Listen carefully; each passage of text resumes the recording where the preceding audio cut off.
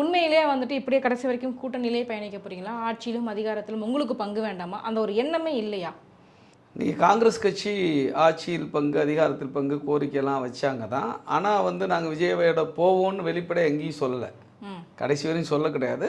அப்படி ஒரு தோரணை அப்படி வந்து கட்சிக்குள்ள இல்ல பல கருத்துக்கள் பேச்சுவார்த்தைலாம் நடத்திட்டு இருந்தாங்க. அந்த மாணிக் தாகூர் கட்சிக்குள் போன்றவங்கலாம் பேசிட்டு இருந்தாங்க இல்லையா? இல்லை இல்லை பேச்சுவார்த்தை நடத்தக்கூடிய அதிகாரம் மாணிக்க தாக்கூருக்கு கிடையாது. ஆமா. அதிகாரம் செல்வ பெருந்தகைக்கோ அல்லது கிரீஸ் சோடங்கருக்கோ அல்லது வேணுகோபாலுக்கோ கேசி வேணுகோபாலுக்கோ அல்லது ராகுல் காந்திக்கோ தான் முடிவெடுக்கிற அதிகாரம்.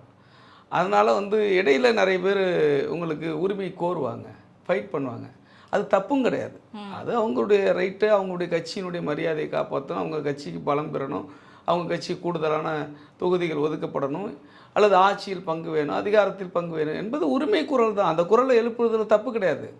அந்த குரலை நாங்களும் அங்கீகரிக்கிறோம். எங்கள் குரலும் அதுதான், அதில் மாற்று கிடையாது.